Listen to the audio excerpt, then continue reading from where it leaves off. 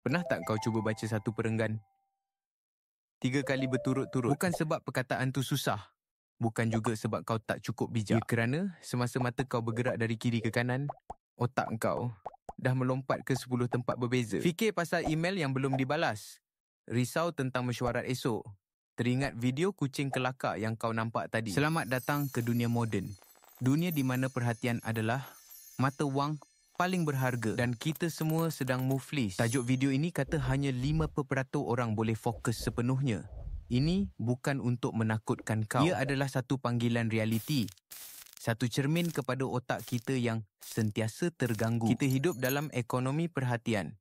Setiap aplikasi, setiap iklan, setiap notifikasi direka untuk satu tujuan, mencuri fokus kau. Dan mereka sangat pandai melakukannya. Jadi, kenapa ia begitu sukar? Mari kita bedah otak kita sekejap. Pertama, mari kita bercakap tentang beban kognitif atau cognitive load. Bayangkan otak engkau bukan superkomputer. Ia lebih macam telefon pintar, bajet dengan RAM yang terhad. Memori kerja kita, bahagian otak yang menguruskan maklumat semasa, hanya boleh memegang beberapa perkara pada satu masa. Setiap notifikasi, setiap email, setiap fikiran yang tak diundang, ia memakan RAM itu. Apabila ia penuh, sistem menjadi perlahan. Kau mula lupa kenapa kau masuk ke bilik atau apa yang kau nak cari di Google. Kedua, ada fenomena yang dipanggil sisa perhatian atau attention residue. Bila kau tukar dari satu tugas ke tugas lain, contohnya dari membalas mesej kepada menulis laporan, sebahagian daripada perhatian kau tidak ikut serta. Ia masih tertinggal pada tugas sebelumnya. Sisa ini menjadikan prestasi kau pada tugas baru lebih rendah. Kau lebih cenderung buat silap. Kau lebih lambat. Semakin kerap kau bertukar tugas, semakin banyak sisa yang terkumpul dan semakin bodoh otak kau berfungsi. Ketiga, dan yang paling bahaya, kitaran dopamin. Otak kita sukakan kebaharuan dan ganjaran segera.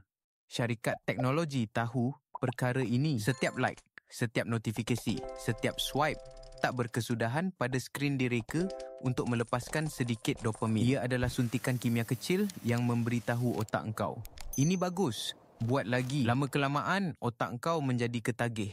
Ia mula mencari gangguan. Ia tidak lagi selesa dengan kesunyian atau tugasan yang mendalam. Fokus yang mendalam terasa membosankan kerana ia tidak memberikan ganjaran dopamin yang cepat. Jadi, apa kaitan semua ini dengan 5% itu? Statistik ini mungkin bukan dari satu kajian saintifik yang tepat.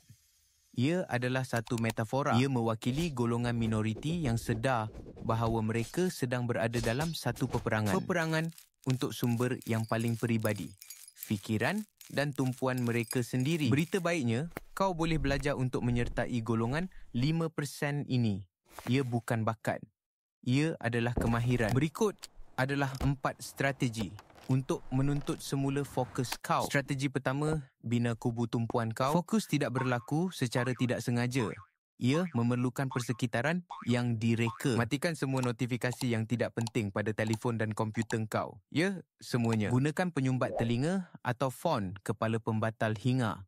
Cipta isyarat visual untuk orang di sekeliling kau, seperti meletakkan tanda jangan ganggu. Jadilah arkitek persekitaran kau, bukan mangsanya. Strategi kedua, latih otot perhatian kau. Fokus adalah skill. Ia seperti otot.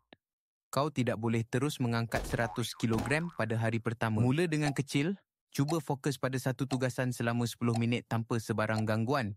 Tiada telefon, tiada tab lain. Gunakan teknik Pomodoro. 25 minit kerja, 5 minit rehat. Setiap sesi 25 minit adalah satu latihan untuk otot perhatian kau. Meditasi juga adalah latihan bebanan untuk otak. Hanya 5 minit sehari boleh membuat perbezaan besar. Strategi ketiga, kurangkan hutang perhatian kau. Berhenti jadi multitasker. Ia adalah mitos. Otak kau tidak melakukan banyak perkara serentak. Ia hanya bertukar-tukar dengan sangat pantas dan ia meletihkan. Sebaliknya, jadi batch tasker. Kelompokkan tugas yang serupa. Peruntukkan masa tertentu untuk membalas semua email. Masa lain untuk semua mesej. Jangan biarkan dunia menentukan rentak kau. Dengan mengurangkan pertukaran tugas, kau mengurangkan sisa perhatian dan mengekalkan lebih banyak kuasa otak untuk kerja yang penting. Strategi keempat, peka terhadap pencetus dalaman kau. Kadang-kadang, gangguan terbesar bukan datang dari telefon, tapi dari dalam kepala kita sendiri. Rasa bosan, cemas, rasa tidak cukup bagus. Itulah saat tangan kau secara automatik mencapai telefon. Kuncinya adalah untuk menyedari pencetus ini. Kenal pasti perasaan yang membuat kau mahu melarikan diri ke dalam gangguan. Apabila perasaan itu datang, jangan terus bertindak. Berhenti, tarik nafas dalam-dalam. Akui perasaan itu tanpa menilainya. Tindakan kecil ini mewujudkan ruang antara pencetus dan tindak balas, memberikan kau kuasa untuk memilih fokus. Menjadi sebahagian daripada 540 bukan tentang menjadi manusia luar biasa atau genius. Ia tentang membuat pilihan yang disengajakan setiap hari untuk melindungi fikiran kau dalam dunia yang direka, untuk memecah belahkan perhatian kau menjadi 1000 kepingan. Memilih untuk fokus pada satu perkara adalah satu tindakan penentangan yang radikal. Ia adalah cara kau menuntut semula agensi kau. Cara kau berkata, fikiran ini milik aku dan aku yang tentukan ke mana ia pergi. Perjalanannya tidak mudah. Akan ada hari di mana kau tewas. Tapi, setiap minit fokus yang kau dapat semula adalah satu kemenangan. Jadi, soalan untuk engkau bukanlah, bolehkah aku fokus? Tetapi, adakah aku bersedia untuk berjuang untuknya?